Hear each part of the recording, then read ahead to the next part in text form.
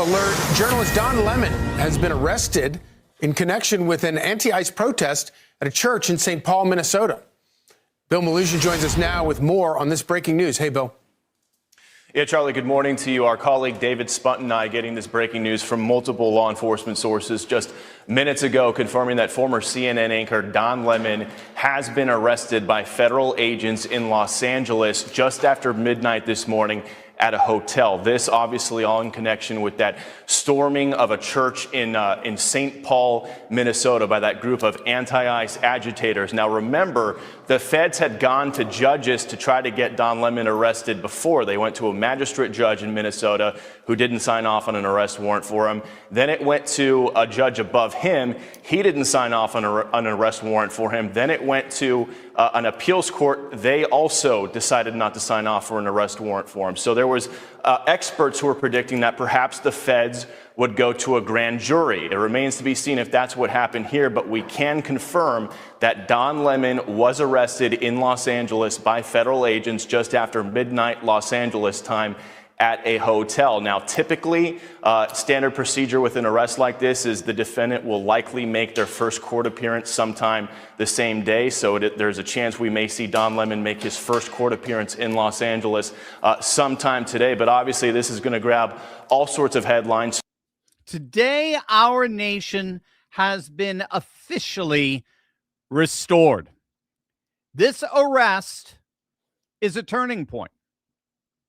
Up until now, with our corrupt judiciary, you could actually arrest a former president, but you can't arrest Don Lemon. You can indict a former commander-in-chief on dozens of felony charges, absurd ones at that, made-up ones, violations that no one in the history of humanity has ever been charged with. But you can't indict a failed, feckless former CNN anchor. That is not our country. That's not the country we signed up for. That's not the country that we lived and fought for the last 250 years. We didn't sign up for a country where presidents can get arrested, but the press is immune. And we have no intention at all, none, to allow such a pathetic excuse of a liberal knockoff country like this one to exist. But the glorious news is that that cheap, pathetic, liberal, national knockoff where you can arrest a former president but not Don Lemon, that cheap, pathetic, woke excuse for a country last night collapsed. Don Lemon is in custody and Donald Trump is in the White House. That is our country. That is the nation that we live and die for. And that's the country that just awakened this morning victorious. Greetings, everyone. It is Live Stream Friday. I am your host, Dr. Steve, your patron professor, enjoying yet another exciting and glorious day in the Trumpian golden age that you made possible back in November 2024. So if you want a front row seat on how you continue to change the world in ways you never even imagined, you know what to do. Make sure to smack that bell. There it is. Smack that bell and subscribe button. As always, we got a jam-packed show for you today. It's not just Don Lemon's much-deserved arrest. We have a major development in the realm of geopolitics. The lights are going out in Cuba in more ways than one. I mean, take a look at these scenes here. These are scenes of a total and complete blackout throughout the island. Reports are that their entire electrical system is completely collapsed. And if President Trump gets what he wants, and he always does, you'll understand why this is a fitting metaphor for the Castro era. The lights of Cuba's communist regime are about to go out in a moment that promises to reshape the entire Western Hemisphere for generations to come. So my, oh my, what a glorious day. Our super chats are up, so feel free to send in your comments or questions. It'll be my privilege to read them and answer them during this live stream. Before we dive in here, you know, the same nefarious, corrupt forces that we saw gathered at Davos a couple of weeks back, they've been eating away at your savings now for years at a federal level. Now, of course, we're talking about inflation, where reckless Federal Reserve policies have been relentlessly devaluing our dollars now for decades. Now, here's a not so fun fact for you. Whatever money you had saved in 2020, it's already lost 22% of its value. Thanks, Joe Biden. 22%. I mean, there's literally riots over in Tehran over things like this. Your savings didn't shrink. They got slowly and quietly robbed by the hidden tax called inflation. And here's what makes this explosive. Most Americans have actually 100% of their retirement tied to paper assets, all dependent on a system that just keeps printing more dollars.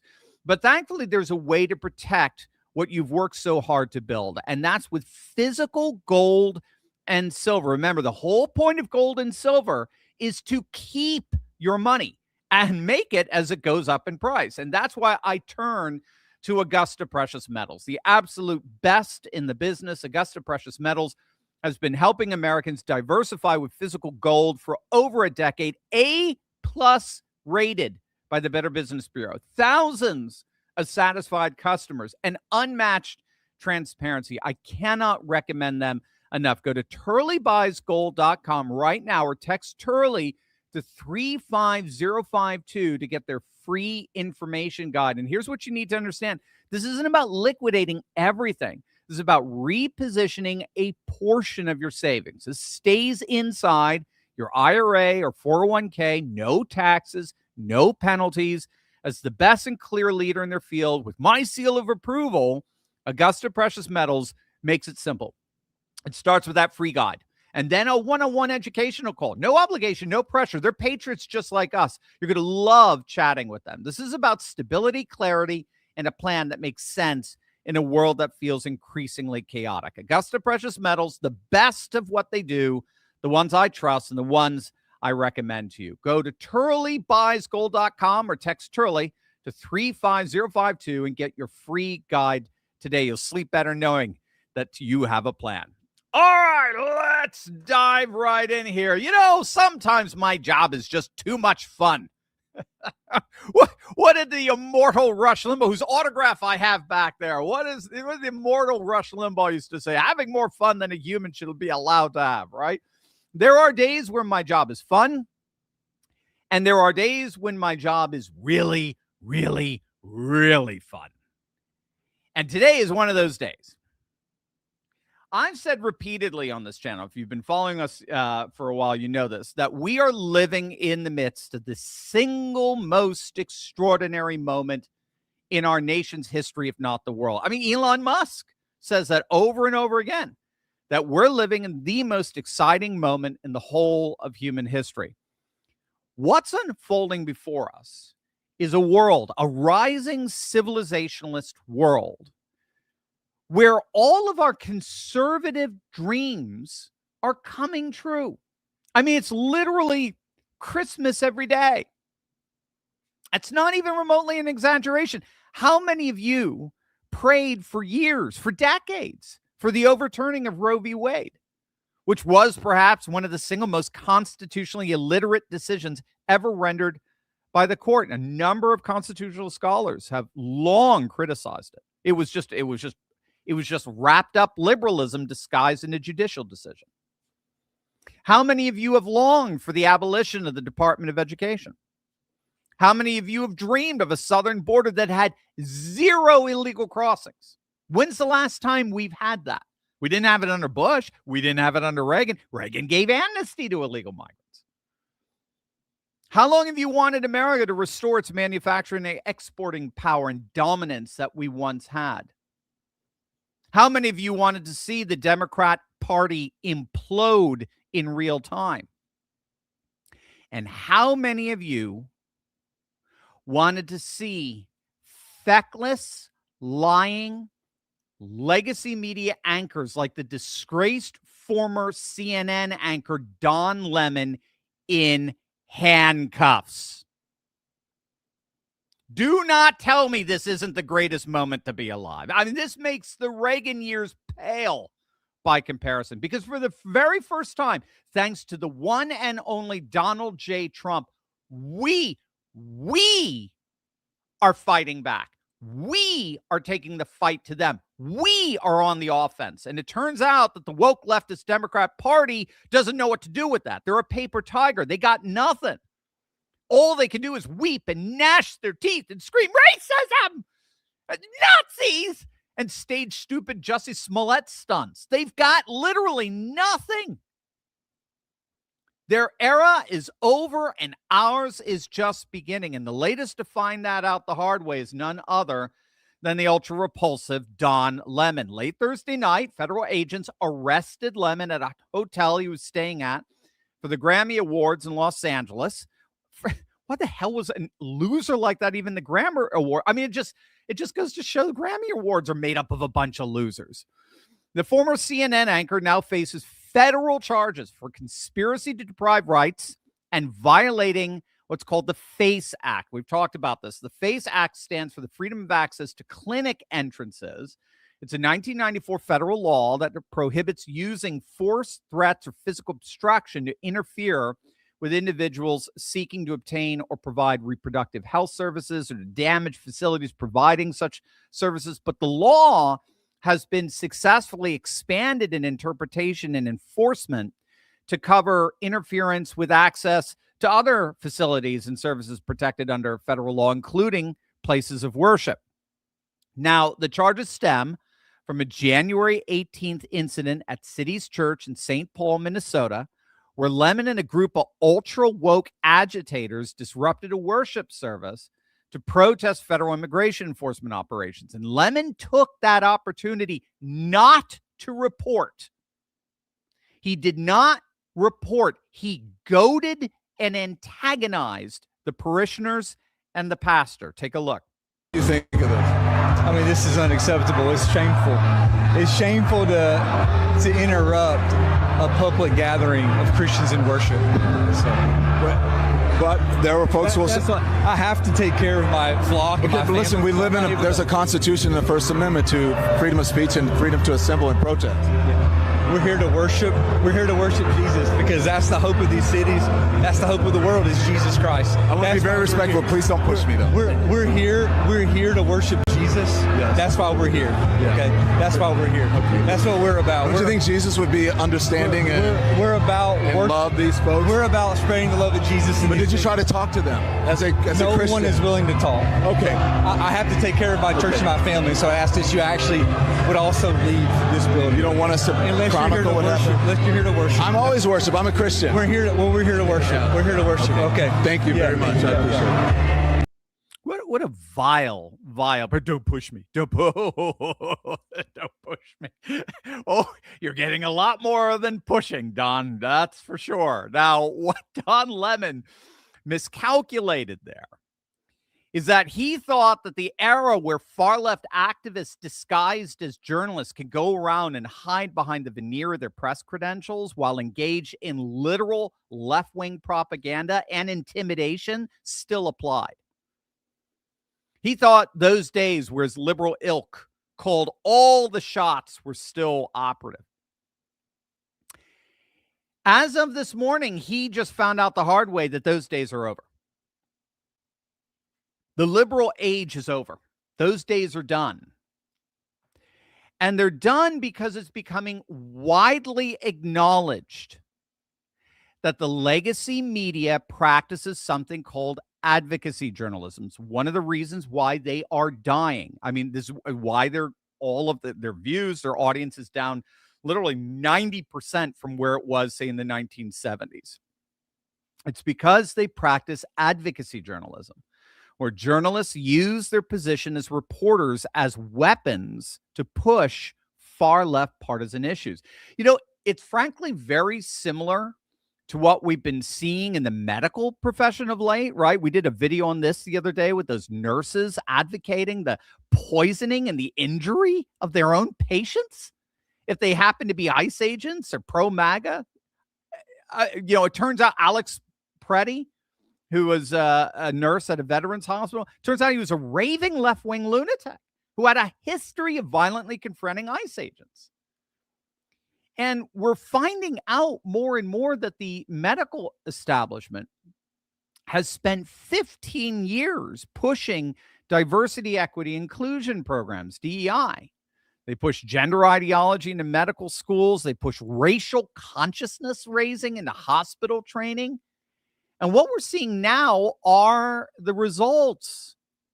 Healthcare workers who've been trained to see the world through a lens of ideological struggle, for whom political enemies aren't just people who disagree, they're existential threats who need to be harmed, poisoned, or destroyed. They are, after all, Nazis.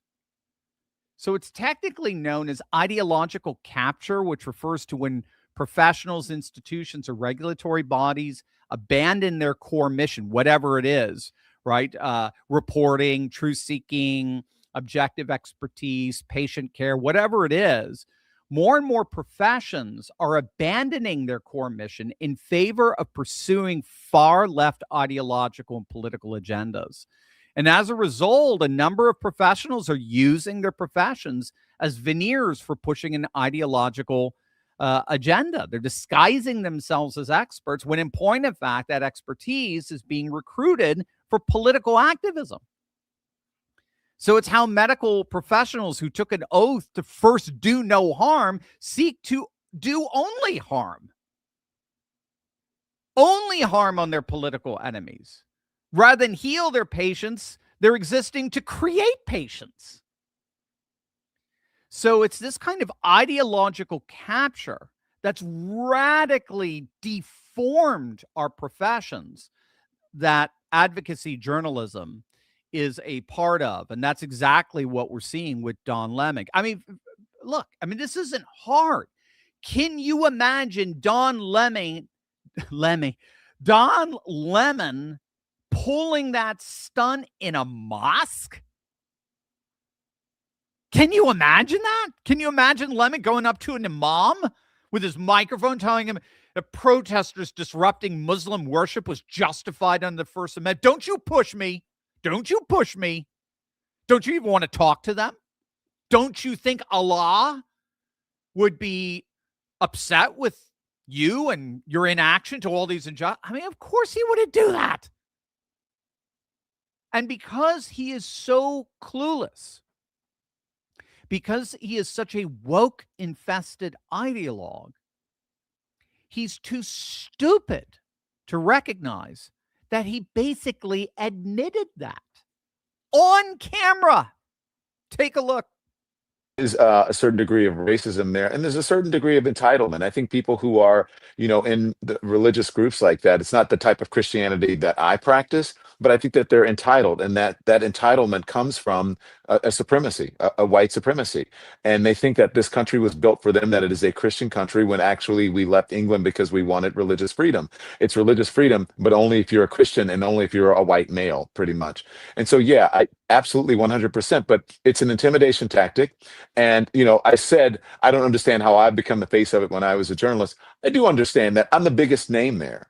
And I'm also, as I was on with my producers this morning, you and Kylie talk all the time. My producers were saying, I said, how did I become the face of this? And my producer said, Don, you're a gay black man in America and you have a platform and you're the biggest name. Of course, you're going to be the person that they single out and they're going to make the headline because it plays to their base, and their base is full of racist, bigoted homophobes like Nicki Minaj, by the way. Donald Trump's #1 fan, she said. It's just so hilarious. So he's not just stupid. He's not just ideologically infested, but he's a psychopathic narcissist, as you can see there as well. And again, all you have to do is just read the great books, the history of great literature. Narcissism always comes back to bite you. Always. Now, my namesake, the law professor, Jonathan Turley, he pointed out what you just witnessed there was Don Lemon actually prosecuting himself. That was Don Lemon perfecting the prosecution's case against him. And it's devastating. The statement you just heard there could easily be used by federal prosecutors as Exhibit A in their file right now. You just heard Lemon say explicitly that these worshipers were targeted rightly for their faith. These worshipers were being targeted rightly for the kind of faith they practiced. He openly stated that they were targeted precisely because of their religious values and their racial values. The guy is saying this on tape. This is going to be played in front of a jury. This is exactly what prosecutors need to charge Lemon under the FACE Act. Again, the FACE Act prohibits the use of threat of force and physical obstruction that injures, intimidates, or interferes with a person seeking to exercise their First Amendment rights of religious freedom at a place of religious worship. That's something that's actually very hard to prove, that you intended to do that you intended to obstruct the free exercise of religious worship. Unless, of course, you have a borderline illiterate narcissist who openly admits it on video. Lemon explicitly attacked the congregation's theology. They were targeted precisely because of the privileged religion they were practicing. He's essentially confessing that the disruption was specifically about the congregation's religious beliefs and values. And Lemon, thinking he was defending the protesters' right to demonstrate, actually provided the smoking gun evidence that the entire operation was designed to suppress religious worship. That's not civil disobedience. That's not journalism. That's a federal crime under the FACE Act, which makes it illegal to conspire to deny and then actively obstruct anyone from exercising their constitutional rights, including the right to worship freely.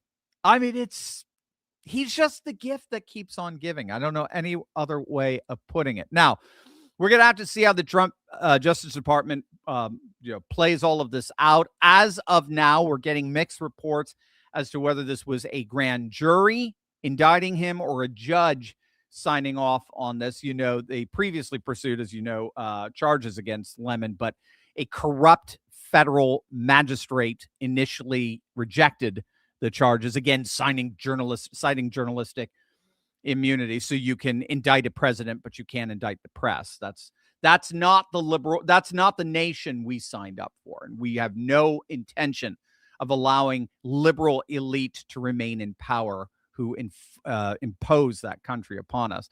But Attorney General Pam Bondi did, in fact, direct prosecutors to impanel a grand jury over this. And we are getting word as of the making of this video, and we may have, when you guys do your comments and so forth, we can find out if there's been any updates. But the word that I got was that the grand jury did return an indictment as of yesterday. And so within hours, federal agents arrested Lemon in L.A. And of course, we'll have to see how all of this plays out, especially given that he openly admitted that he personally, along with that group of agitators, targeted that church deliberately and intentionally because of their beliefs and their theology, and yet even their race. I mean, it's beyond sick, and it's very, very legally damning. But the big takeaway from all of this at this point here that I don't want us to lose sight of: for years, the legacy media operated with a sense of entitlement and invincibility and immunity. Journalists could embed themselves in Antifa riots, stand shoulder to shoulder with BLM activists torching buildings, and face zero legal consequences because they claim to be, quote, covering the story. Meanwhile, ordinary Americans who participate in the exact same conduct face federal charges, years in prison, and life-altering consequences. The legacy media were literally the guardians of anarcho-tyranny. Rules for thee, not for me. Now, for the very first time, they are facing real consequences for their patently ideological actions. This isn't about silencing the press. It's about holding everyone, including media elites, accountable when they break the law. Don Lemon did just that. Don Lemon admitted he did just that. He deliberately disrupted a church service comprised of a belief that his woke sentiments abhorred. Federal law prohibits that. He's now facing charges. That's not persecution. That is legitimate prosecution. The adults are back in charge because of what you did in November of 2024. The rules are changing, and it's about darn time. But something else even more astonishing is happening to our south. President Trump has just signed a national state of emergency, and you're not going to believe how it's already impacting the world. Wait until you see this. But first, gang, if you are just joining us, our super chats are up, so feel free to send in your comments or questions. I'll be happy to answer them on this live stream here. Also, this massive geopolitical upheaval that we're seeing here has equally massive consequences for your personal financial future. We're approaching a moment in the markets that very few people are actually prepared for. We're seeing rising debt, stubborn inflation, elevated interest rates, and growing global instability all at the same time. And history shows that when these forces converge, markets don't behave as most investors expect. The era of easy money and passive investing is changing. What's replacing it is volatility, and volatility changes everything. That's why I want to personally invite you to a free live training class with someone I absolutely trust, and that is the amazing investor and entrepreneur, Ryan Kwasson. Now, for years, Ryan has been teaching everyday Americans, many of them complete total beginners, how to navigate volatile markets using clear, common sense approaches to trading stocks and options. And in this live class, Ryan's going to teach you a simple, and I want to underscore that, a very simple, repeatable framework for identifying low risk, high reward trade opportunities, including straightforward option strategies that are working right now in 2026. This isn't theory. These are practical principles that are working right now in real market conditions. And what impresses me most and what really sets Ryan's work apart is that it's grounded in first principles. They focus on understanding market structure, managing risk, and letting probabilities work in your favor rather than guessing or predicting or reacting emotionally to headlines, right? So if you're thinking, I've never traded before, or, I don't have the time or the background for something so complicated, this training was designed specifically for you. It's about clarity, not complexity. And here's the key point. The people who thrive keep things simple, repeatable, and easy to implement in any market environment. If you want to understand how disciplined traders are positioning themselves for this next phase of the economy, I strongly encourage you to reserve your spot now. Go to perfectbiz.com/Turley. Spots are limited to keep it focused and interactive. So if this resonates with you, I wouldn't wait. If you're new to trading or if you felt confused by today's market, this live class was built to give you clarity in a time of uncertainty. Click on that link below right now. All right, President Trump has just signed an executive order declaring a national emergency over threats coming from the nation of Cuba, citing the regime's ties to Russia, China, Iran, and terrorist groups as threats to U.S. national security. Now, the order threatens tariffs on any country that sells or provides oil to Cuba, creating a secondary sanctions mechanism designed to choke off the island's energy supply and economically isolate the communist regime. Now, let's go over a quick timeline here because the order and the speed of this matters, and I think it's going to set the context for what's going on here. January 3rd, President Trump's administration executes a military operation, a flawless, astounding military operation that captures Venezuelan dictator Nicolas Maduro. Within hours of that capture, Venezuela's oil shipments to Cuba, which had supplied roughly a third, 33% of the island's energy needs, stop cold. And for decades, Cuba survived on 50,000 to 100,000 barrels of Venezuelan crude oil per day, oil that kept the lights on, the hospitals running, and the communist regime afloat. That lifeline, as of January 3rd, has officially been severed. The next date in our timeline is January 9th. Mexico provides Cuba with some relief. It ships 84,900 barrels of oil to Cuba. It's the only delivery the island receives all month. Cuban officials breathe a sigh of relief. It won't last. January 28th. Mexican President Claudia Sheinbaum announces that her government has temporarily suspended oil shipments to Cuba. Surprise, surprise. She got a phone call, right? Actually, it wasn't even Trump who was doing the arm twisting. He left that task to South Florida Congressman Carlos Gimenez, who has been pressuring Sheinbaum for weeks, sending letters that made it absolutely clear those oil shipments need to stop or else. January 29th, Secretary of State Marco Rubio testifies before the Senate Foreign Relations Committee. A Democrat tries to get him to rule out regime change in Cuba, and Rubio's answer absolutely blew everyone away.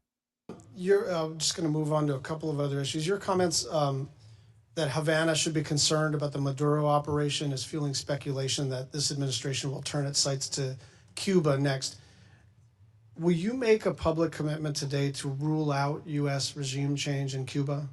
Regime change? Yes. Oh, no, I think we would love to see the regime there change. We would like to, that doesn't mean that we're going to make a change, but we would love to see it change. There's no doubt about the fact that it would be of great benefit to the United States if Cuba was no longer governed by an autocratic regime. But you know what we mean by regime change. We don't mean, I wish someone else were in charge. When we talk about regime change, we're talking about using the power of the United States, usually kinetic power, but often other kinds of coercion.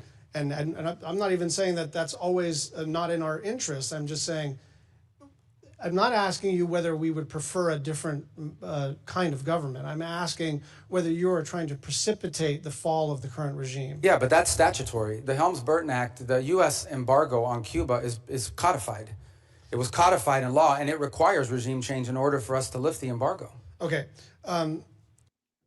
So Rubio made it absolutely clear that Washington wants Cuba's communist government gone. It's a Cold War hangover that has no place in the rising America First civilizationalist Western Hemisphere. Plain and simple. Full stop, as a borderline illiterate Supreme Court justice would say, auto pen. That same day, and this is where it gets serious, President Trump signs an executive order officially declaring a national emergency over the threat of Cuba. So the order states that Cuba's policies constitute, quote, an unusual and extraordinary threat to U.S. national security. And he cites the regime's ties to Russia, China, Iran, Hamas, and Hezbollah. And this is interesting because this is exactly what he's doing with Cuba, exactly what he did with Venezuela before taking down that regime.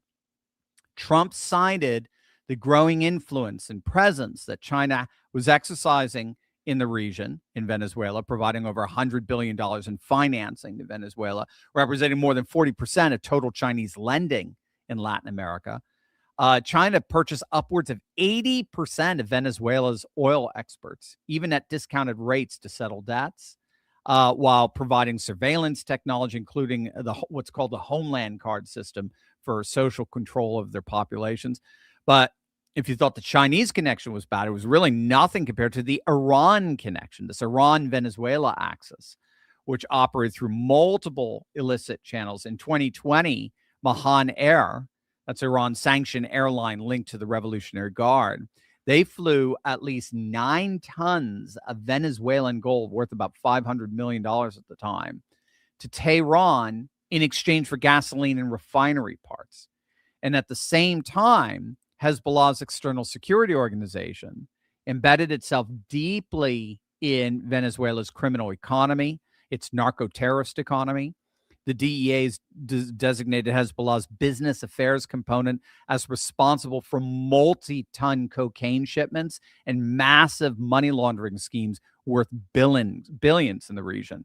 And so Trump is citing similar illicit partnerships and presences inside Cuba as a national security threat, the very process that served as the precursor to destroying the Venezuelan regime. But here's the kicker, and this is even more serious than what Trump did leading up to Maduro's capture. The executive order that he just signed doesn't just sanction Cuba. It creates an entire tariff mechanism that threatens any country, Mexico, Russia, Algeria, anyone that sells or provides oil to the island. So if the Commerce Department determines a nation is supplying Cuba with, say, petroleum, the State Department and Treasury can recommend tariffs on all goods in that country entering into the United States. So what this means is that any country that wants access to the $30 trillion U.S. economy now has to choose. Do I do business with Cuba or do I do business with America? But I can't do business with both. Those days are officially over. Now, this emergency order is an absolute game changer. According to data from Kepler, which is a global energy analytics firm, Cuba currently has enough oil reserves as we speak for probably about 2 weeks, maybe 20 days at current consumption levels. That's it. 2 or 3 weeks max. The island received just 84,900 barrels of oil in the month of January. That's equivalent to roughly 3,000 barrels per day as compared to the average 37,000 barrels per day throughout the year 2025. So their daily oil supply has been slashed dramatically. And as a result, Cuba's electrical grid is collapsing in real time. I mean, just yesterday, one of their major electric plants in the city of Matanzas, and in fact, it's the country's largest and most powerful generating unit with nearly 250 megawatts of capacity. It went offline for 96 hours of, quote, preventative maintenance. That's diplomatic speak for this thing is falling apart. It's about to explode. We got to patch this puppy up. 6 other generating units are out of service due to breakdowns at plants across the country. During peak evening hours over the last several days, Cuba's total electricity availability was just around 1,300 megawatts against a maximum demand of 3,000 megawatts. That's a deficit of 1,700 megawatts, meaning nearly 60% of the country was left in the dark during peak hours. In Havana, the capital that had been somewhat protected from the worst outages, residents now endure power cuts lasting 14 hours or every single day. In some areas outside the capital, Cubans are experiencing blackouts exceeding 40 consecutive hours. This is an exaggeration. Cuba's national grid has already collapsed 4 times in the past year, and it's about to get infinitely worse with the most significant oil embargo in Cuba's history. They're about to go full Amish here. With Venezuela gone, there's no one to bail them out anymore. Russia doesn't want to risk that little goodwill it still has with the United States and negotiations with Ukraine by breaking the embargo. China's an oil importer, not exporter. And any smaller regime like Mexico or Algeria, they just risk getting crushed by American sanctions. Cuba looks like, for the very first time since the Communist Revolution, completely and totally cut off. The regime is being effectively starved. Its energy oxygen choked off. Now, at the very same time this is happening, on literally the same day, Trump signed this Cuba emergency order. Venezuela's National Assembly unanimously, underscore that, unanimously passed a historic overhaul of the country's oil sector, basically privatizing it. I kid you not. The acting president, Delcy Rodriguez, signed the law into effect within hours. It was as dramatic as it was swift. The reform completely dismantles decades of socialist oil control. So for the first time since Chavez nationalized the industry, private companies can now enter direct contracts with Venezuela's state oil company, the PDVSA. They can manage production sales independently, and they can keep revenue in foreign bank accounts. Royalties are capped at 30%, taxes limited to 15%, and disputes can be resolved through international arbitration courts instead of Venezuelan courts. I mean, gang, make no mistake, this is a generational reset. They're not going back. And just to make sure everyone understood the new rules, the U.S. Treasury Department issued something called General License 46 on the same day Venezuela passed the oil reform.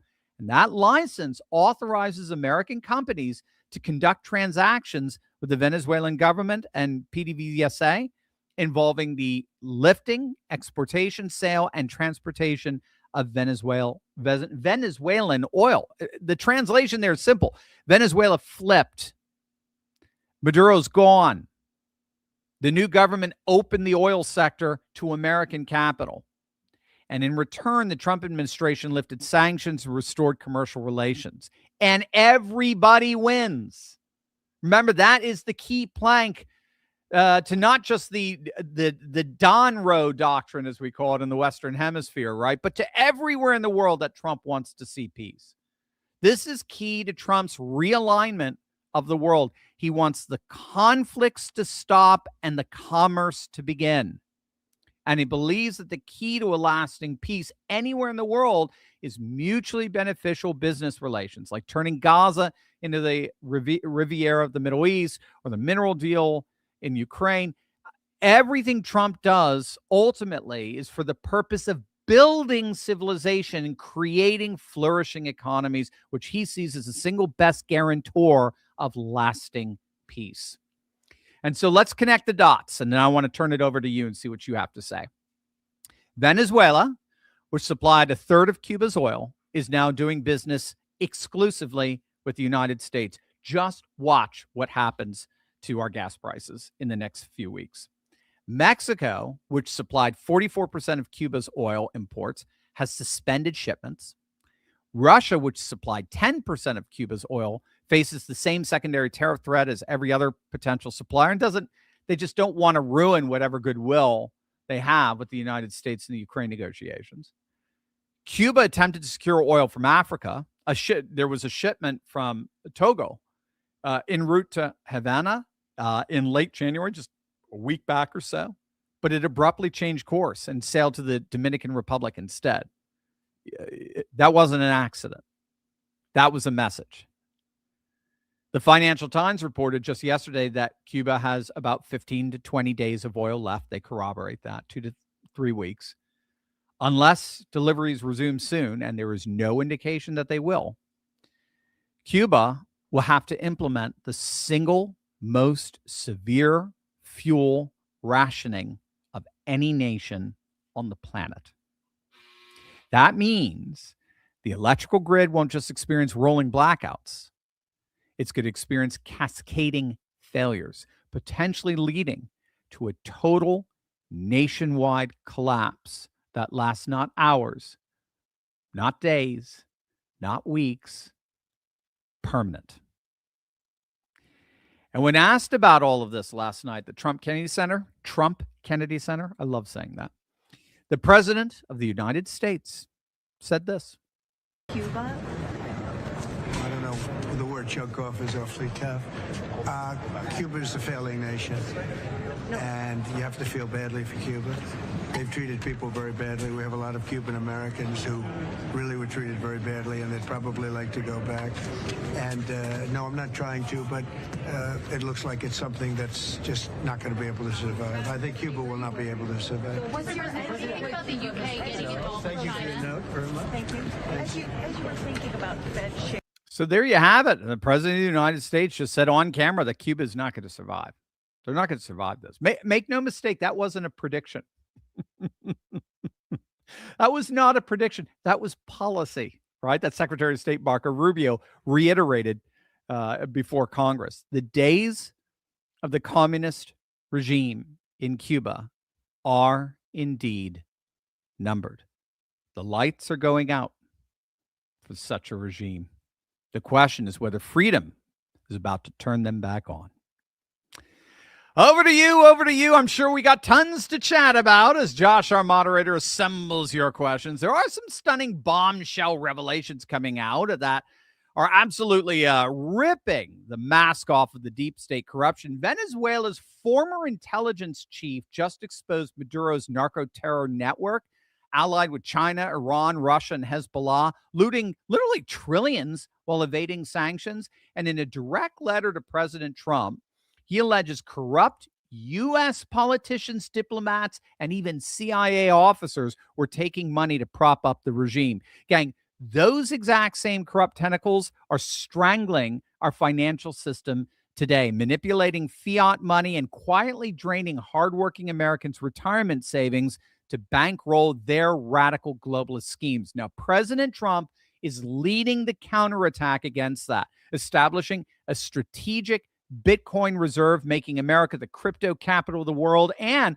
opening retirement accounts to crypto. His family are major players pouring their faith and fortunes into what's becoming this decentralized crypto empire, this crypto universe, and it's one wealth fortress that the deep state can't steal. You can take the exact same stand today with Block Trust IRA. Their groundbreaking Animus AI platform has outperformed Bitcoin, get this, by over 250% since 2020, delivering the shield and growth real patriots need. I've seen it firsthand. I'm a client with them. They're amazing. I love them. I know you will too. Head on over to turleytalkscrypto.com right now, and you're going to get a free $2,500 funding bonus when you open up your account with them. That's turleytalkscrypto.com to secure your family's future today. All right, Josh, what do we got? Oh, we got lots and lots and lots. Johnny the Whiz Kid. Wait, I need my pen. Where's my pen? Gotta write down all these questions here. Johnny the Whiz Kid. I'm worried about the people in Iran. How many have been killed and still counting? Do you know why it's taking so long for the Navy to station nearby? And if they're already there, do you know the holdup? Do you think they're trying to take out the leaders so it stops the mob? He's gone into hiding, so this ain't going to be easy to draw him out. Yeah, and there are reports that an official Iranian entourage has landed in Moscow. Again, I don't know how much they've been corroborated, but that was the plan. It's very, very similar to Assad, the Syrian president, ex-Syrian president, and how he was able to escape the mob, as it were. He found respite in Russia. I don't know the answers to all of that. I don't. Of course, I'm very concerned about the people as well. And what is clear is that the Bizarri, the merchant class that are really more or less the kingmakers when it comes to any regime, because they're the center of Iran's economy. They've had it. They've turned on the mullahs. They've turned on the Islamic regime. They turned on the Shah back in 1979, and they hooked up. They coalitioned, as it were, with Ayatollah Khomeini, who became the Ayatollah. And now for the first time, for decades, they've turned their back on the mullahs. They just don't believe they are economically feasible anymore. And so that means that this uprising is the real deal. That's what you got to get. If this were just students uprising, I mean, I know we make a lot of hay about when students rise up, or just when, just general population rise up. The Iranian Guard will take them out. The Iranian Guard is there to protect the regime. They'll take them out, no problem. But when you have the little backbone of the economy that's already in tatters saying, no mas, we're done with you, that gives a permission slip for pretty much every single disaffected citizen of Iran to rise up. And that's happening. So this has real legs. And so that's what the Trump administration is smelling. They're smelling blood.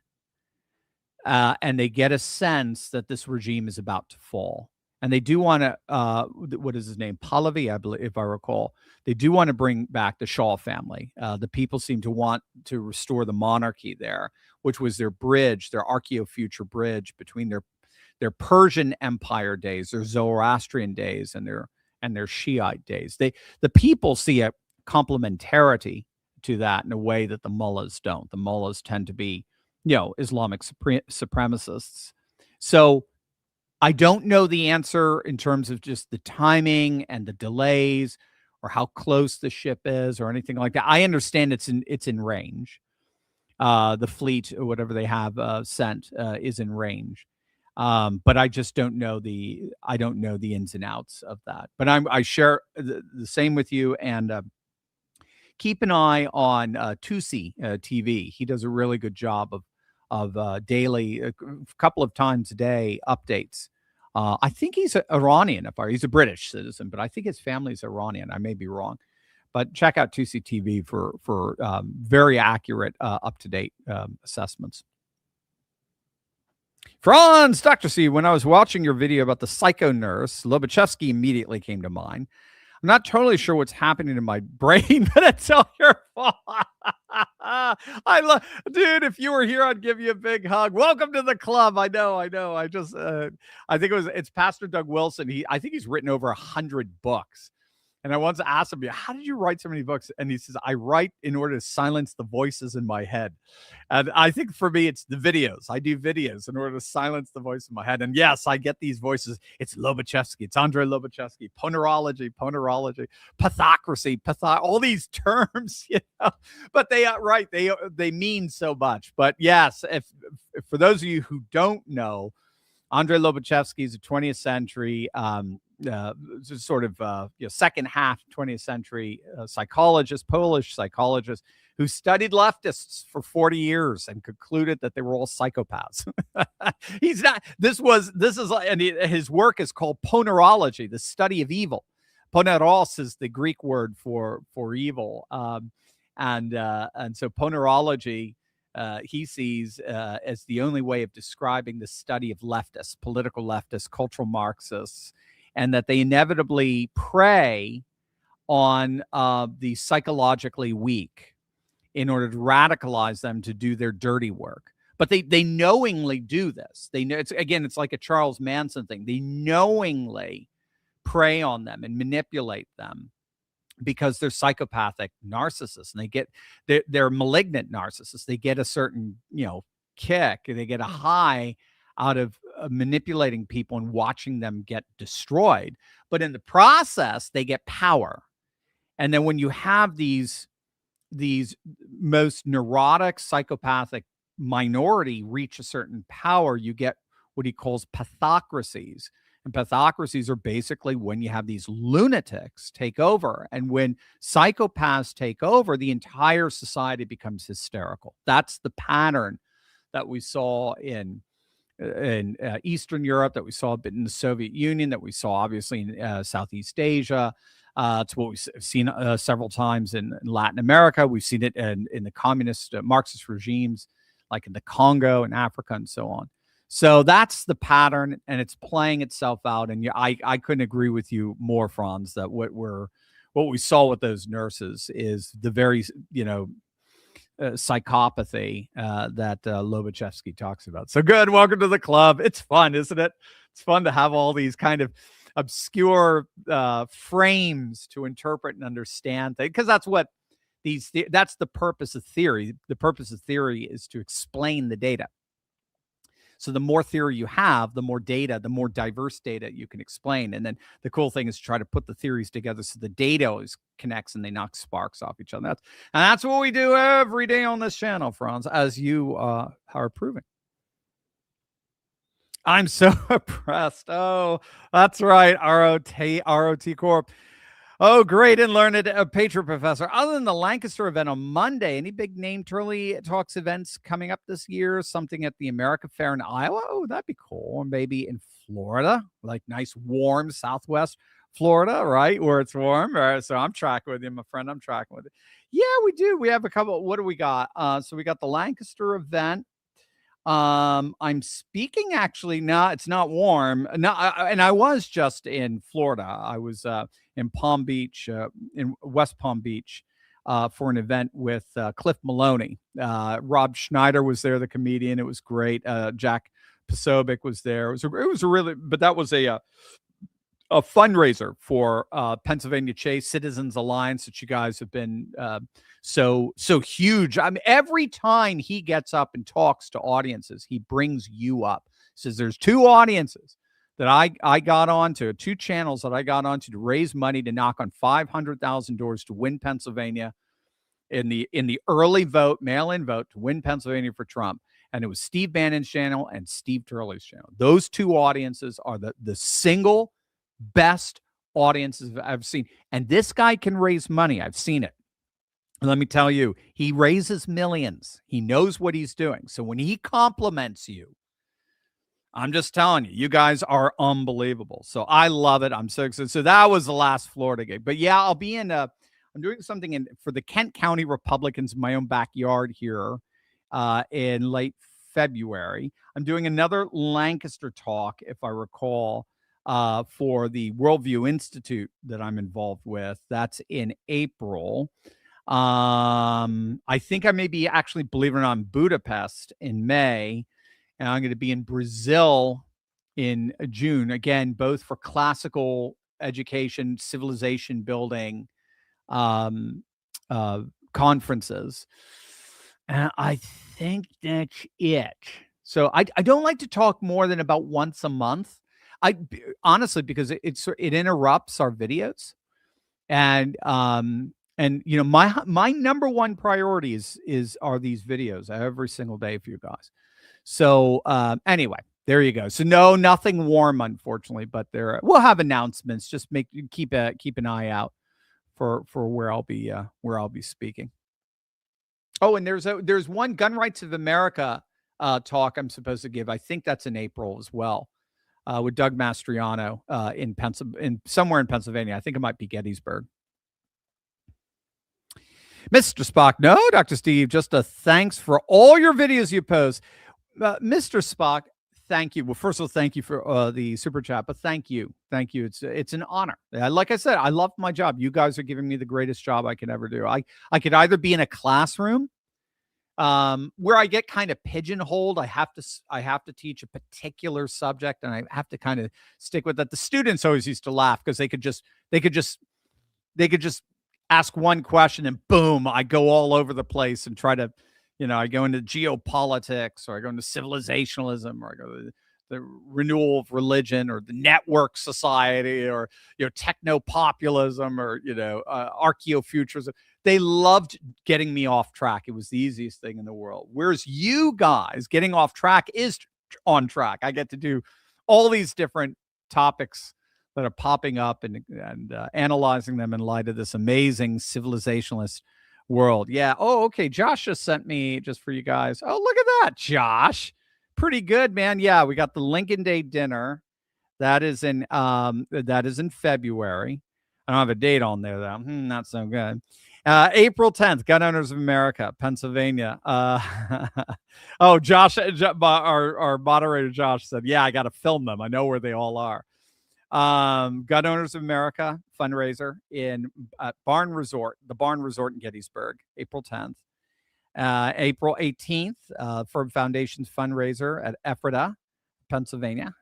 So yeah, we got a bunch of meetups. So if you guys are in the town, come on. And if I hope to see some of you on Monday. It's supposed to snow again, but it's going to be great. Monday night's presentation, if you are in the Lancaster area, Monday night's presentation is the rise, or what is it? The Splendors of Christendom Renewed. I forgot what the title is, something like that, or the Awakening of Christendom, or the Awakening of the Splendors of Christendom, whatever it is. I'm going to go over like 7 areas that we can see Christendom, Christian civilization returning, all the way from Russia to our own backyard here. So I think you're gonna love it. So if you want to get encouraged and just savor this new civilizationalist world that's rising in our backyard, by all means, it'd be great to see you. Amazing Grace Victor Dawn, thank you so much for the super chat. Very kind of you. Benton, Jeremiah 49, Edom, Iran, will come under God's judgment for its acts against Israel. Edom is where Iran's nuclear reactor is. This also is the area that has the highest concentration of Christians in Iran. It's reported that China sent 7 military transports to Iran with speculated advanced air defense weapons to defend the nuclear bases. What is your assessment, most learned professor? Wow, Benton, you're way ahead of that than I am. I don't know how they're going to defend the. I mean, we saw back in June, that literal, Top Gun Maverick operation that they were able to pull off, which was incredibly stunning. That the legacy, it was so stunning, the legacy media had to do what they always do, and that is lie about it. Oh, that didn't happen. Nothing. You didn't destroy anything. That didn't happen. Somebody, admittedly, somebody in the Trump department, I think they found that person, leaked some memo that questioned the original assessment, but the follow-up corroborated assessments all indicated that the nuclear reactor was destroyed. Yeah, I don't know what China's involvement is there. I'd be very surprised that China would want to get involved with Iran. China has its own problems right now. I don't know if you've been following the video I did or just in general what's been going on with the Xi regime, but all of remember, they have a 20 million man army. Their army is bigger than most countries. Okay. And every single top general has been fired, every single one. So even the New York Times is talking about, it seems like Xi is worried about a coup. He's serving a third term, which is like a no-no among Chinese presidents. Chinese presidents are supposed to serve only 2 terms. They do have term limits there. And he changed the rules to serve indefinitely. And apparently a lot of generals were not happy about that. And if you look at the command structure, it's a triangle. Xi's on top. It's a pyramid. Xi's on top, and then you have 2, 3, 4 major commanders underneath him, and then you'll have like a dozen underneath. They're literally all gone. He's purged all of them except for his number one henchman who does the purging. They're literally all gone. So I don't think Xi has a lot of time for Iran right now, to be honest with you. I think he's just trying to keep his own seat in his own domestic situation. So, Voldemort, the DOJ opened a civil rights investigation into Alex Pretty's death. This is BS and not what I voted for. Trump completely folding in Minneapolis is embarrassing and pathetic. Voldemort, you live in a whole different world. I don't even know what to tell you, my friend. There is a reason why your name must not be named. I just don't know what to tell you. I mean, I just think you and I are just living on different planets. I don't know what you're talking about with the civil rights investigation. Let me just double check that. The idea that Trump folded by sending Tom Homan in is patently absurd.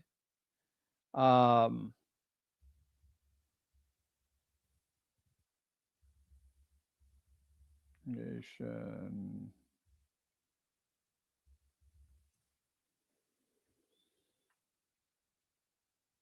DOJ open civil rights investigation in Minnesota. Yeah, okay. So they are opening up an investigation there. I think that's what they're supposed to do. But given that we have video of him violently confronting federal agents just literally days before, I just don't think you have to worry about that. This is just rule of law stuff. You don't have to worry about that. But the idea that Trump folded in Minneapolis, you're dude, you need to take a break from Twitter or X. You do. I mean, that is just patently not true. And I have a feeling, Voldemort, this is just, I love you. And this is just, from somebody who loves you. You have to learn what winning looks like. You have to learn to accept that we won. The good guys won on November 4th of 2024. We won. They lost. And it sounds to me you have a little bit of post-Americanism in you. So you got a post-American left that believes the country must be destroyed because it's racist, bigoted, and so forth. But you got a post-American right who believes that the country already was destroyed by the deep state. And so no matter what we do, that the country's gone. And there's always going to be compromise. So Trump says, all right, let me I'll take out Bovino, who doesn't even belong there, by the way. Bovino is a southern border guy. He's border patrol.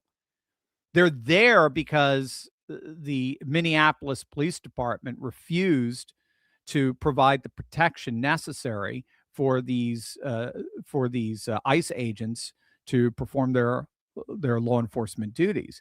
So then what is Fry? Though I know Fry goes back and forth. It just depends how much Somali food he's had. But what does Happy Hands Tampon Tim do? Turn around and say, okay, yeah, you can have. We'll let the police enforce protection for your ICE agents, and we'll honor detainers so you can arrest illegal aliens at the police department. And you called that folding on Trump's part, dude? Yeah, I just don't know what to tell you. I don't know what to tell you. You don't help our cause. You deflate it, and it's really sad.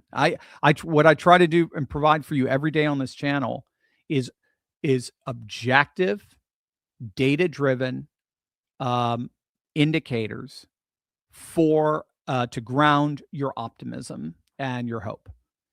And you look like when you say that, you look like you've given up. You're crawling into the corner of the dungeon, and you're naming your rats. And we're going to see your skeleton in about 6 months. That's all I can say. Charlie, 6644, your tops, Dr. Steve, at 74. I never miss your podcast. You're an honest breath of fresh air. Well, thank you, Charlie. Thank you for the super chat. And God bless you at 74 years young. God bless you. Many, many more years, as we say. Franz, I know you're not a legal expert, but since Tim Walz is retired National Guardsman. Oh, interesting. Could Hegseth get involved with an investigation? Well, they already are, I believe. You know what? I don't know if the military got the Department of War got him. Virtually every other federal agencies involved, right? We've talked about this in investigating Minneapolis, because the fraud basically touches pretty much all federal departments, from the Agricultural Department, the SEC, Treasury, Department of Homeland Security, Education Department, HHS, you name it. It's insane. But I don't know. I haven't come across anything like that. I don't think they need to be honest with you. I think he's up to his neck with the Signal chat, scandal that just broke, going to the highest level. So the key with the Signal chat scandal is that members of Walz's own administration were directing deliberate interference into federal agents' law enforcement duties and responsibilities. That is a felony. You can't do that. You can stand by, and that's what in effect sanctuary city policies are. They're just very passive ways of just not cooperating. But when you actively interfere, that's a felony. And it goes all the way to the top, even possibly to the lieutenant governor, in those Signal chat messages that are just digitally there. There's just nothing you can do about it. You can't erase them.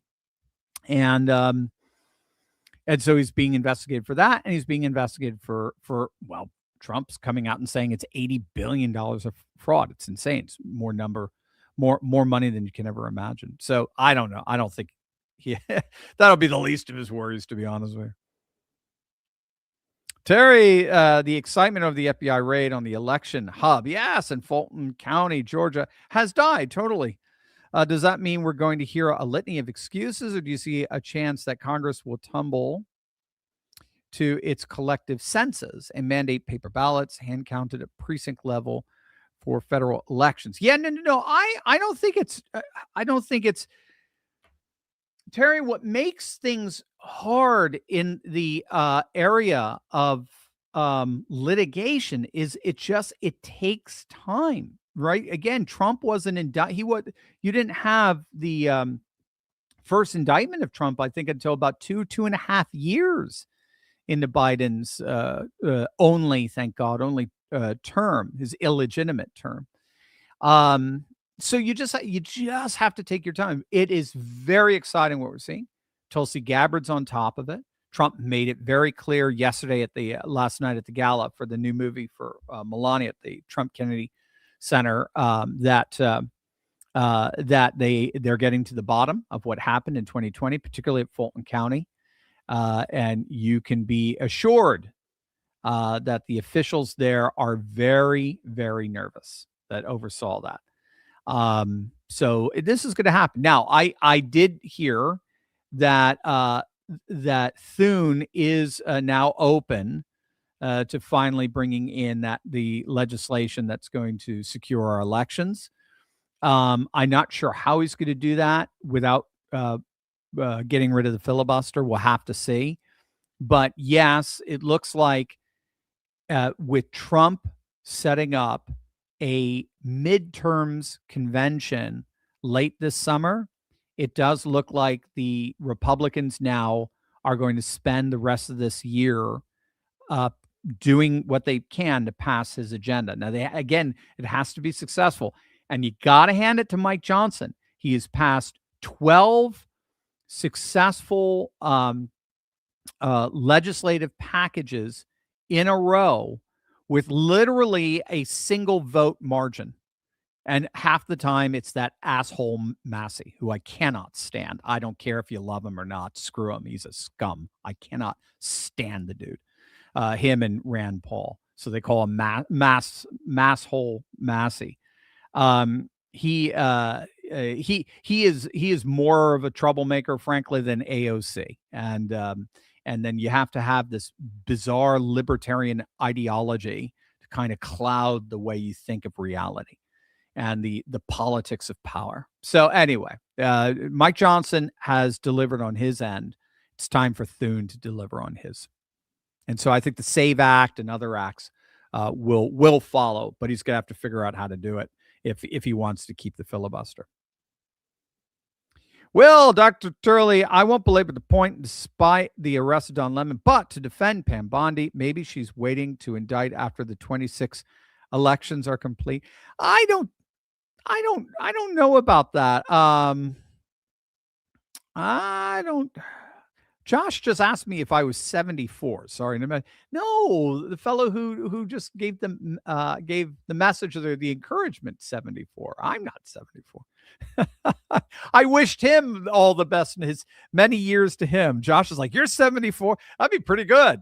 I would sell a lot of supplements at that point if I were 74. That's for sure. No. I'm 20 years away from that. So, no, I just think it takes time. And Pam Bondi has a stellar record with the Supreme Court. She's won 96%, 94% of her cases with the Supreme Court. She's made tons of arrests with the child trafficking circuit. So this is Sound of Freedom stuff that is coming out of the Epstein files. She's doing that. I think there is some connection between not wanting to interrupt that blowing the roof off that ring and releasing the files and giving him a heads up. But no, I don't know. I think she's ready to crush it. It's just, it takes time. It's not something that you can just happen. But it maybe we will after November. Maybe we will start to see massive arrests. But I think nothing would fire up the base more. Look at how fired up everyone is with Lemonhead in cuffs.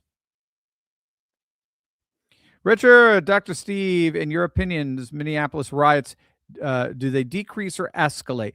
It's a very good question. I believe they escalate in intensity and in antics, but they decrease in number. So what we're already saying, we see this in every example when these far left agitators, we saw it in the 60s. When the far left agitators try to take on the federal government, the escalation ladder kicks in.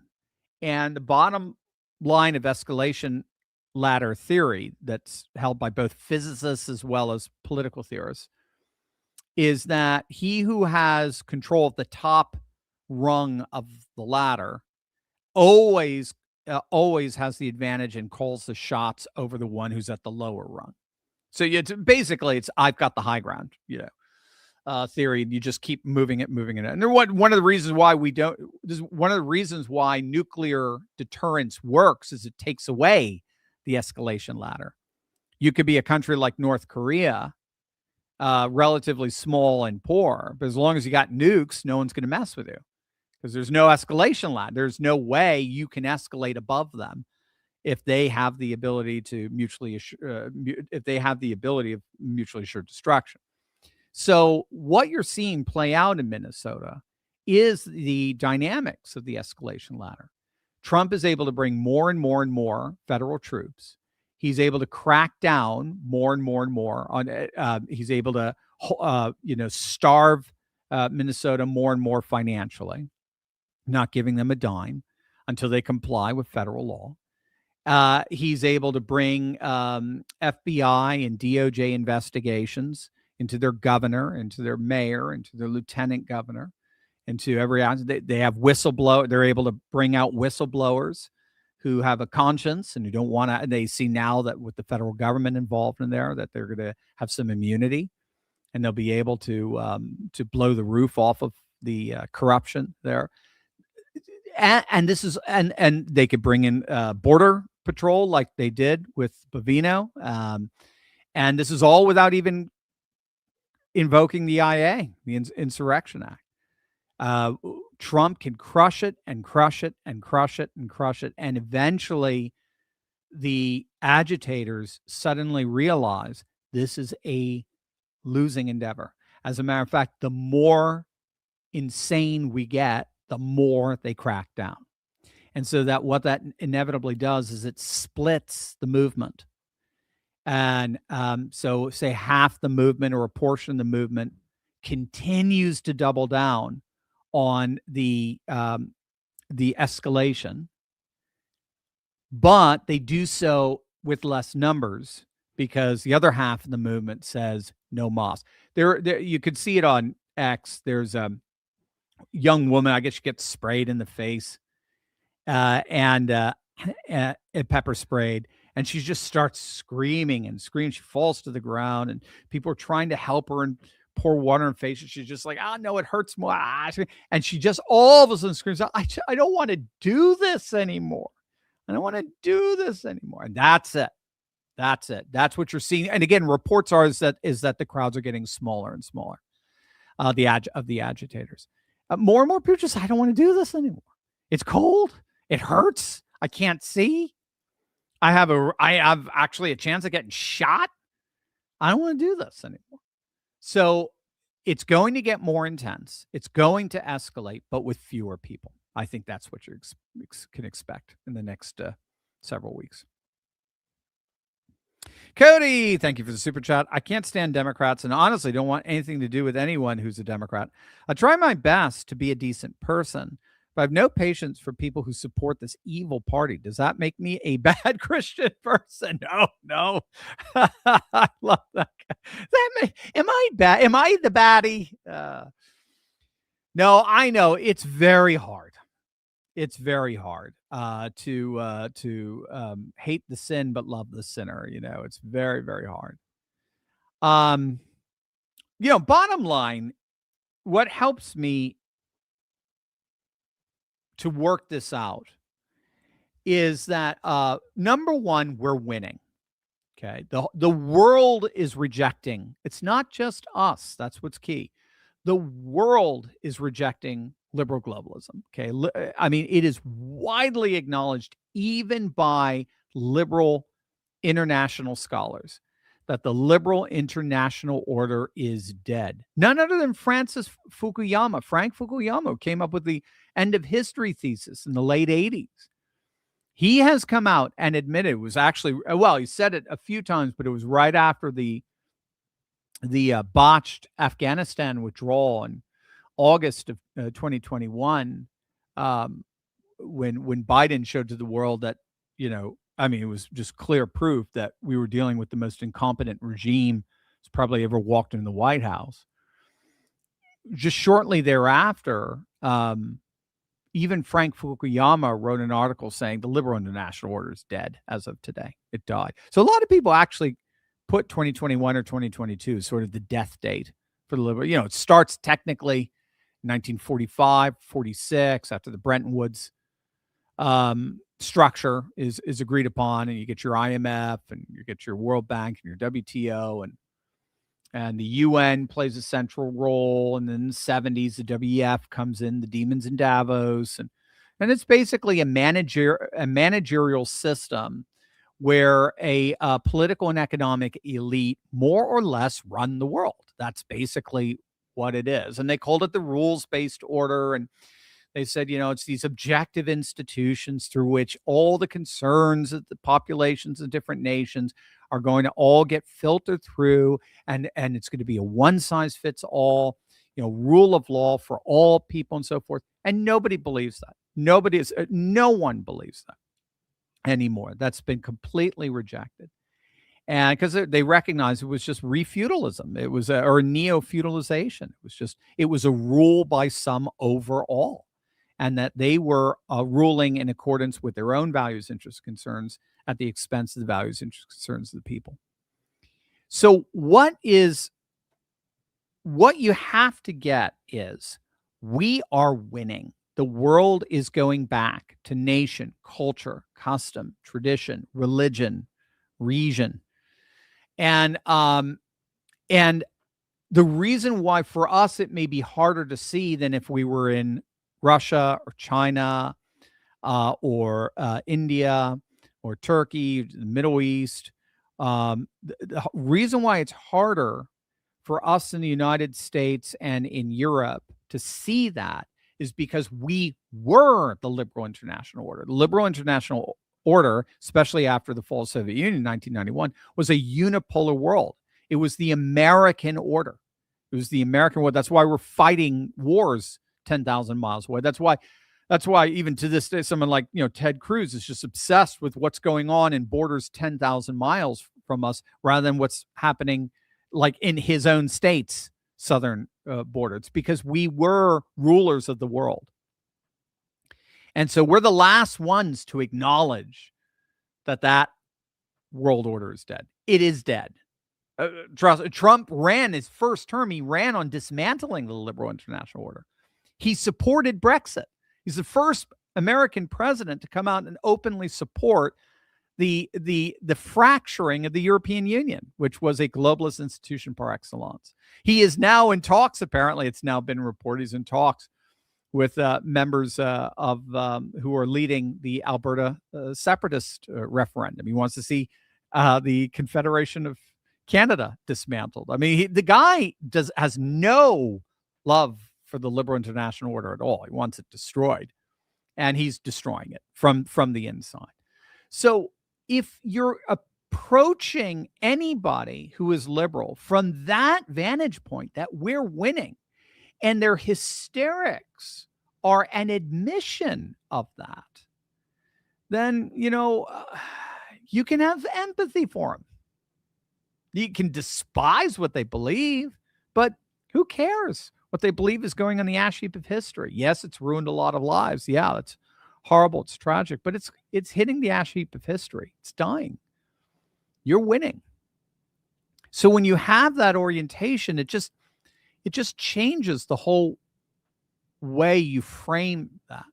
Now there is too, and I'll finish with this. There is the air of progressive realism. This is the arrogant side of the liberal, and you tend to get this from the university educated, I would say indoctrinated liberal attitudes. And that's where they just, it's just so, this Trump is just so odious, so horrible. I mean, how could anyone, I've seen people, even Christians say, how could anyone, who even remotely considers himself a Christian, support this horrible man? And I've seen people talk about, how he is persecuting marginal and what's the word that they use? Not fragile. Why am I forget? Well, it's just but just the people who are vulnerable, like illegal migrants. And how dare he? I'm thinking, how dare he lock up murderers, rapists, robbers, and so forth as, gang members, drug cartel members. And so, it just doesn't make it. Again, they're very morally myopic. They can't see beyond a very, very limited perspective. So, but they can also come across as very arrogant and very dismissive themselves. And usually when I come across people like that, I tend to dismantle it with appeals to populism. So when you do, because they're believing that because of something called progressive realism, and vulnerable people. I think that's the language that they use. That Trump is cracking down on the most vulnerable. No, I think the word you're looking for is illegal, right? It's like you're literally trying to defend him not enforcing the law. So, is there a law again? Yeah. Anyway. So progressive realism is the argument, it's the belief, it's the ideology that the arc of history never really bends towards the left-wing vision of social justice. And so that's why they have this arrogance. That's what animates Don Lemon. They just think they're beyond reproach. They think the world and history is obviously moving in their direction. And if you don't see that, there's something wrong with you. There's something barbaric about you.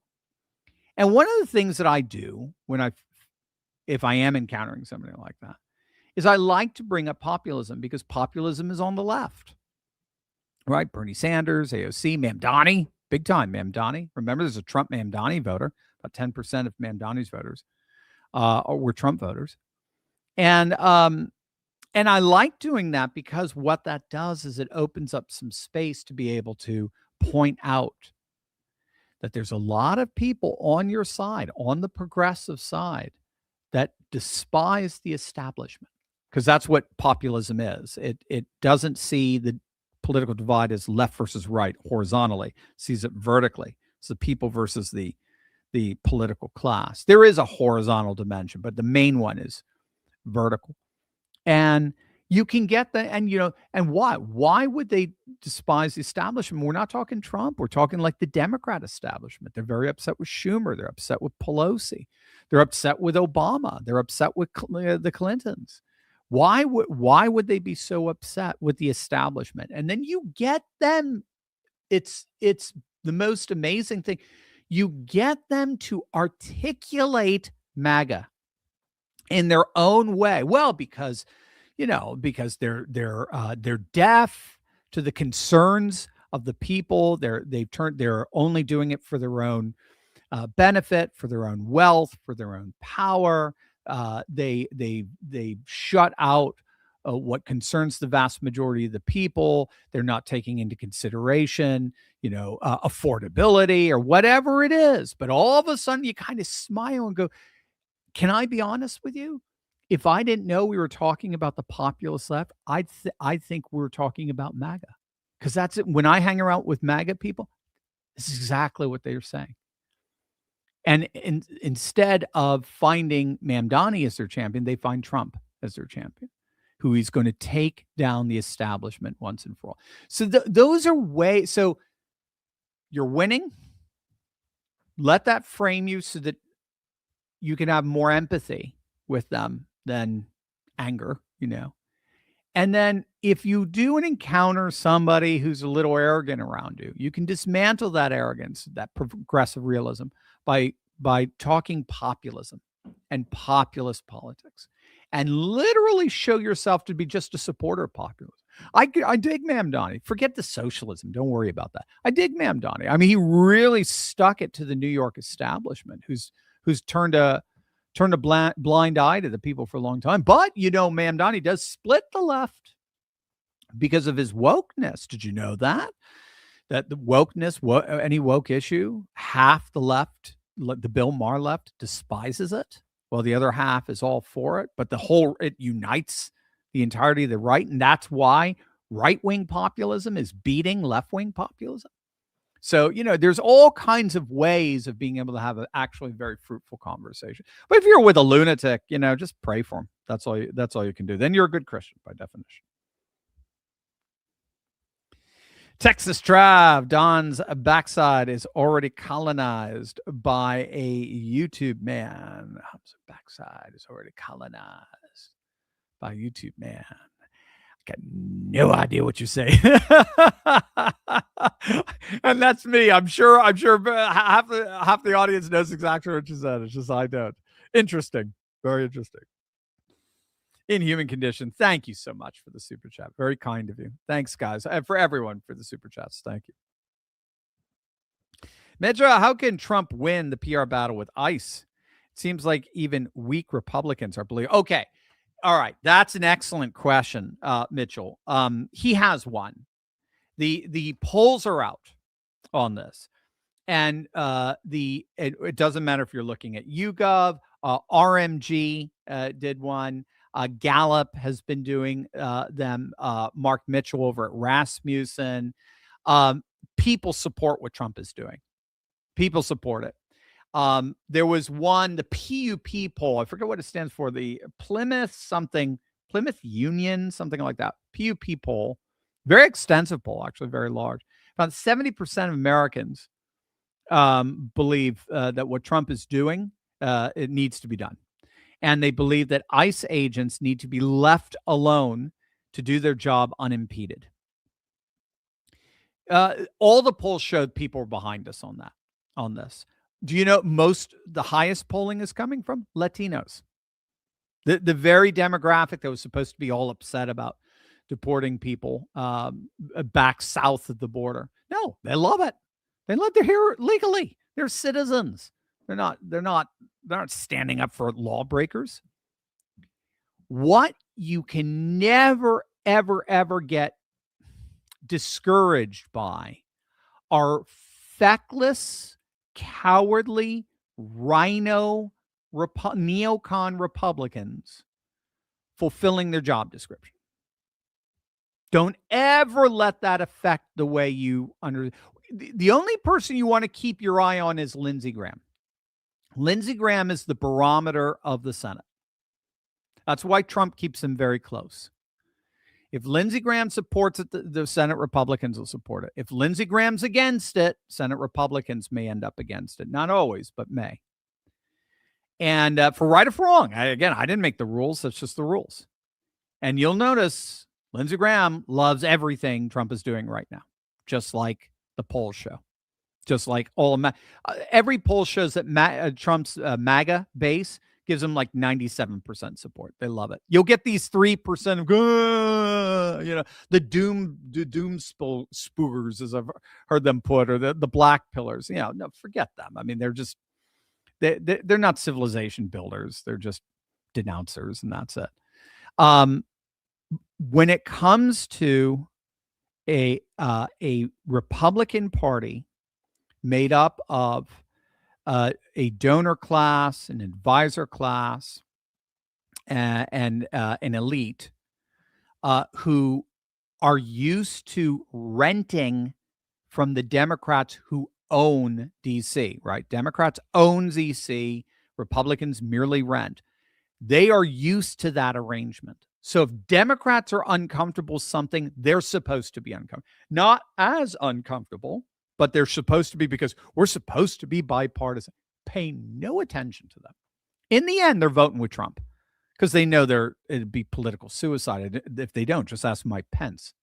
In the end, and just ask the feckless Indiana state senators who are all getting primaried right now for their idiocy a few months back I'm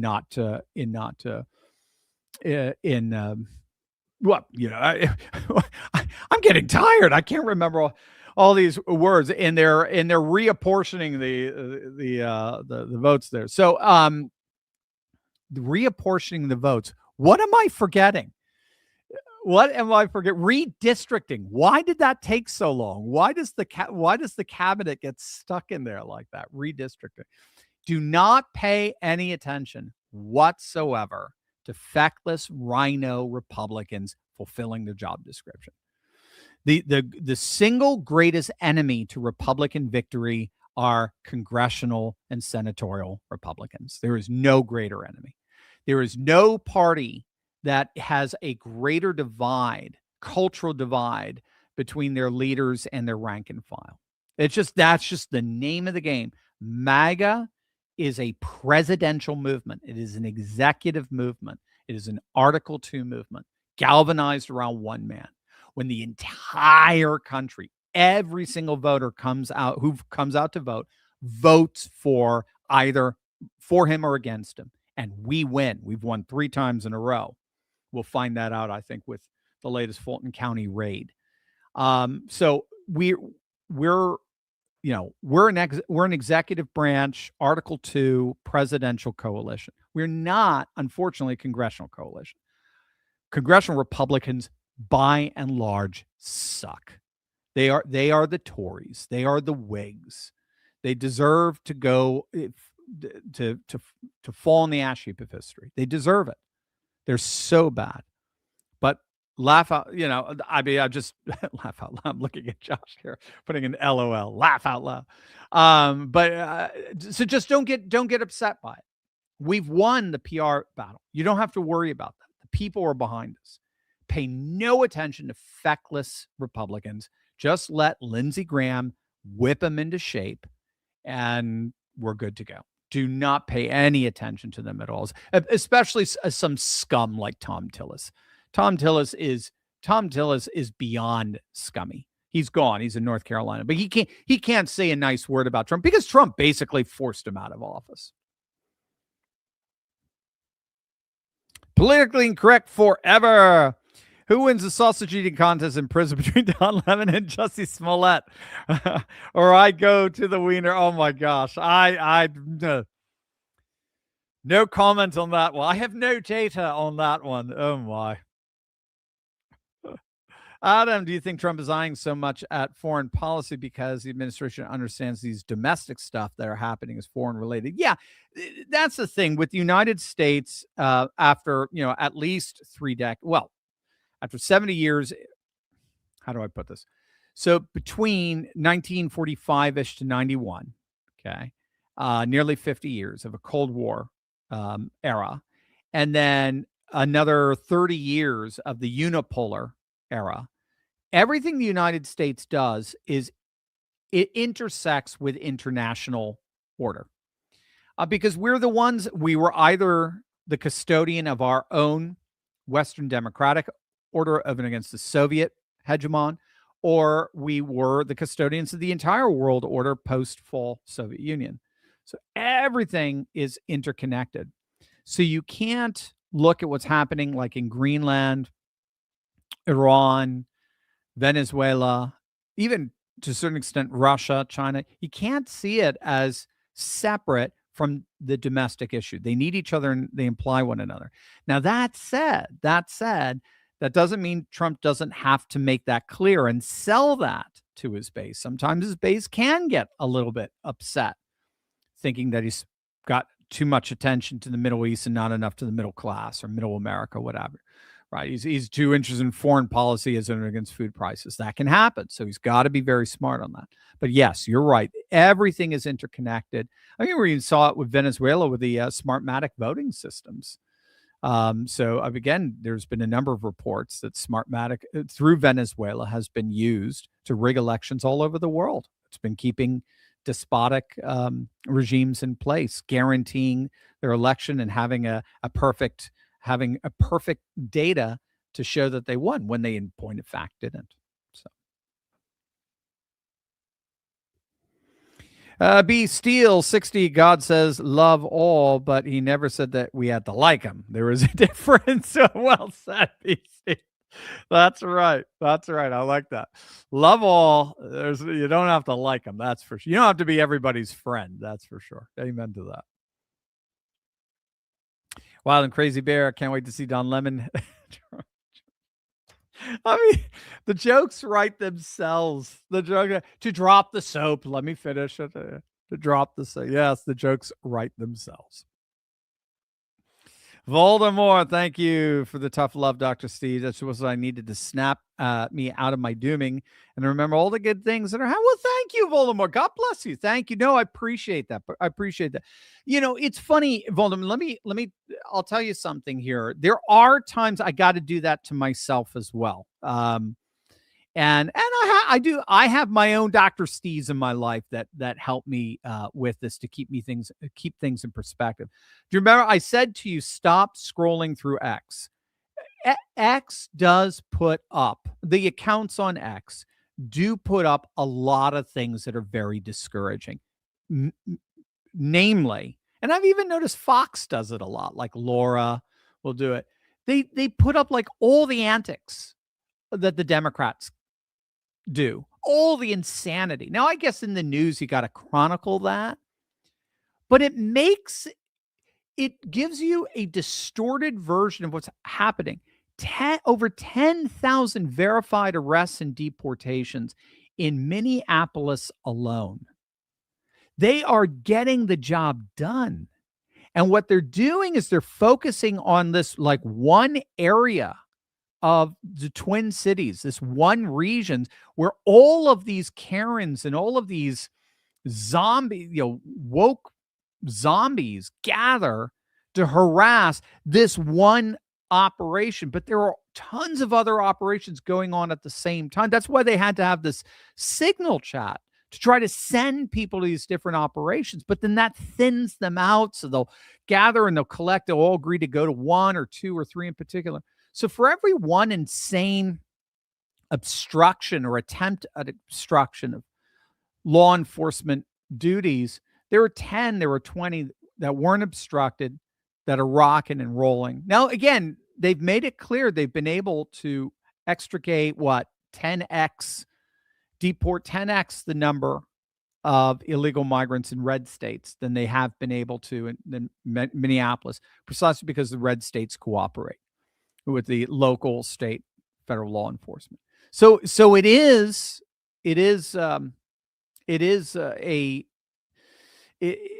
obstinate. It is an obstacle to achieving the goal. But all they end up doing, you'll notice they're all converging. All the nuts are converging in this one place, Minneapolis, and they're slowly, but they're losing a war of attrition.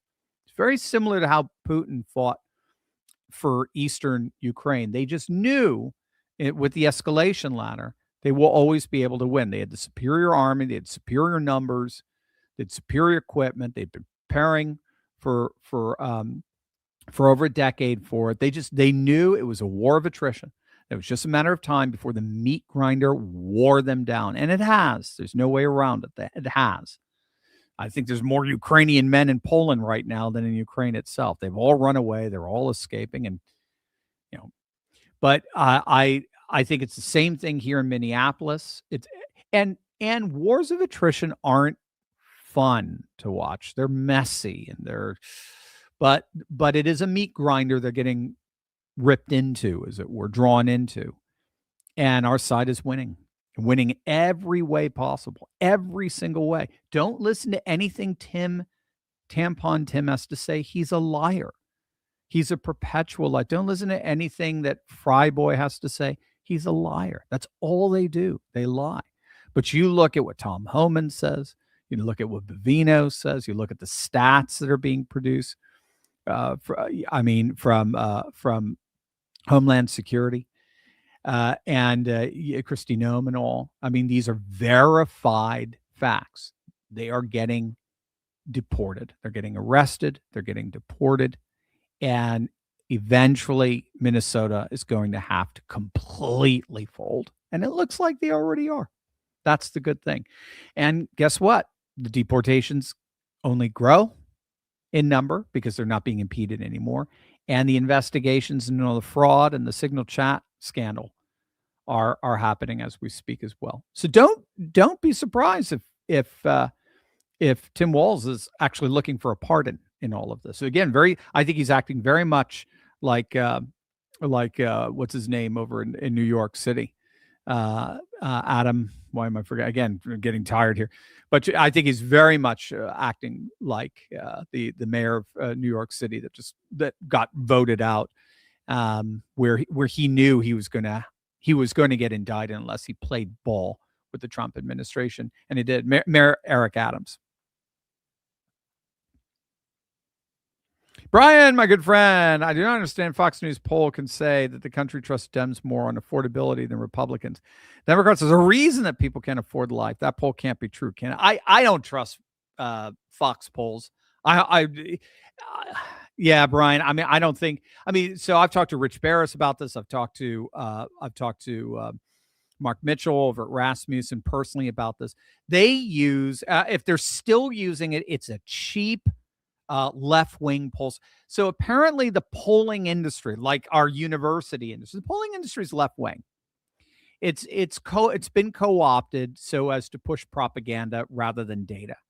And so for whatever reason, Rupert Murdoch's, the executives have decided to employ a polling company that is just bad.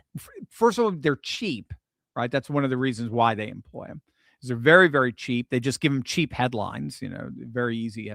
So you go for a real cheap pollster, and then 9 times out of 10, they're always going to oversample Democrats. They're always going to oversample left-leaning independents, and they're going to give predetermined outcomes. So no, I'm with you. All the other polls that I have seen, the RMG, the Trafalgar. They all show that the economy is generally speaking a net positive in the direction of Trump and the Republicans, as is immigration, as is in crime, things like that. Will redistricting, that's the word I lost, and more red states gaining congressional seats. With redistricting and more red states gaining congressional seats, could you see real movement for Western Virginia, Eastern Oregon, and Washington to secede and join other states? Or is it really a pipe dream? It's so interesting you say that. So I didn't make the connection there, because Idaho is picking up an electoral college vote. I'd have to think about that. I mean, the genie's out of the bottle. When you look particularly at Eastern Oregon, or you're seeing it in and you're seeing it in Southern Illinois, where county after county after county after county after county after county after county, literally, I could keep going, after county after county, votes to secede from their state and join up with Idaho. The genie's out of the bag. I mean, it's just, or genie's out of the bottle, cat's out of the bag. I mean, so now, yes, as from what I've studied, yes, you can move the border. The closest analogy that we have that's happening now is what's known as, the fancy schmancy word is de-annexation. It's also known as soft secession, and it's being done with municipalities. So St. George, Louisiana, is the newest city in the country. Well, actually, I take that back. I think Elon Musk's Starbase is technically the newest city, chartered, incorporated city. But St. George is just a suburb or outlier of Baton Rouge. It was under Baton Rouge City Hall government, so forth. It's very liberal, left wing. And they're primarily Republican. They're sick and tired of it. They say it's corrupt, it's incompetent. We don't want to be under it. So it's about 100,000 residents. They put together a petition, and the petition turned into a referendum, and they asserted their independence. They filed for their own sovereign municipality, and they got it. Baton Rouge took them to court. So much for democracy for Democrats. Baton Rouge took them to court, and the Supreme Court, the high courts of Louisiana, gave them the green light and said, no, they can do this. And we've seen it done, I think, 3 times with Memphis. Memphis has shrunk 3 times in the last 10 years or so through this de-annexation movement. So from that analogy, it would be actually, I mean, it would be Eastern Oregon, for example, or Western Virginia, right, declaring autonomy, declaring their own sovereign state, as it were. It would be something akin to that, because what they're doing is they're not joining up with another city. They're forming their own city, but they are staying within the same state. So it breaks down there. But yeah, we've redrawn state boundaries a number of times. And as I understand it, all it needs is a successful referendum, and then both states to agree, the state legislatures to agree, and then the House of Representatives or the Congress as a whole to sign off on it. So it's a tall order, just because, well, first of all, Congress is, they're completely dysfunctional, particularly with the filibuster in the Senate. It's being used as a weapon now. And I just don't think, just Oregon, they're just a bunch of jerks. I mean, why do they want this whole area that always votes against them, but never ever gets whatever they vote for? Why do they want that? Why do they want that extra land? There is a report that showed that they would actually save money if they allowed Idaho to redraw its boundaries westward. So, I mean, yeah. So on paper, yes, you can do this, as I understand it. Yes, you can do it. Practically, it's hard. It's a tall order. But again, the genie's out of the bottle, and it's not going to go away. And I think you're right, is when we're seeing the reapportionment of the Electoral College after 2030, they're just going to want to more and more be with growing states rather than dying states. Maximilian, I understand correctly, Karl Popper believed that the origins of 20th century totalitarianism were epistemological. That is to say, bad ways of knowing led to totalitarianism. Was he correct? Oh, my, Max, I think you're stumping me on this one. Bad. So an epistemology leads to totalitarianism. I mean, I could sure I could see it. So epistemology, for those who don't know, is our way of knowing. So when somebody asks you, how do you know that? That's an epistemological question. It's the conditions that are necessary in order for knowledge to obtain. Everyone's mocking Candace Owens. I don't listen to Candace Owens, but I hear she's now saying she's getting dreams from Charlie, and Charlie's giving her these messages in her dreams, and therefore she knows that. So, good luck convincing too many people on that. How do you know that, Steve? Well, I had a dream. So, and I'm not talking about an envision, it's just I had a dream, and this person visited me in the dream, and therefore, so therefore you should give me $20,000 to invest, and I'm gonna 10x it. Yeah, you have to do a little better than that. So yeah, there is an epistemology that I think does lend itself to a tyranny. I don't know where Popper was going with it, but the idea here is, if you start with the premise that only science can give us knowledge, so only empirically verified reasoning can dispel legitimate doubt. So if you start there, okay. So there's a one size fits all way of knowing, which is scientific rationalism. Okay. So we're going to get rid of religion. We're going to get rid of art and music and relation and, practice and all these other ways of knowing, because knowledge is very manifold. And we're just going to go with that. It's funny because just to expel all those other ways of knowing that all collectively come together in religion, by the way. Religion is that which integrates all the different ways of knowing into a coherent cosmovision. But if you get rid of all of those other ways of knowing, I think that in and of itself is a kind of tyranny, isn't it? Because you're kind of arresting them. You're oppressing them and burying them, as it were. And then if you go to the next step and say, okay, only science and say it's offshoot technology are the ways we know. Well, now you're going to have a technocratic society. And a technocratic society, by definition, is governed by technocrats, by a managerial class, a credentialed class, who supposedly alone have the competence and the knowledge to engineer society. And I think right there you've got your recipe for totalitarianism, where the vast majority of the human race is consigned to being under the control of technocrats. But it started with the epistemological commitment to scientific rationalism. Is the only true way of knowing. So, and it is interesting. The Soviet Union did declare itself to be a civilization built on science and built on scientific reasoning. So there you go. Yeah. I'll keep it short here because I know we have to finish up, but that's brilliant, Maximilian.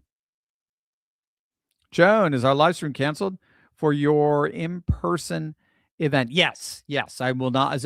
I don't know if, Josh, I don't know if we'll be doing a live stream from there because it's starting at 7:00, right, when we would do our Monday night Q&A.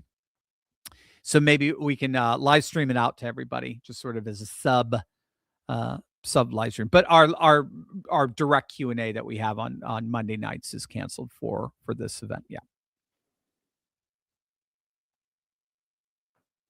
Lisa, Dr. Steve, has Ilhan Omar been indicted yet? Not yet, not to my knowledge. No, she's too busy playing Jussie Smollett, or Smollett, as I've heard one person say. So not yet. We would love to see that for sure. Well, I'm Crazy Bear, Joe Walsh, they're arresting a gay black man. Is that his, is he upset about that? Does identity, that's the anarcho-tyranny. If you check certain boxes on your identity, do you now have immunity from the law? So funny. No, what we did was we arrested somebody who obstructed the free exercise of worship. That's what we did.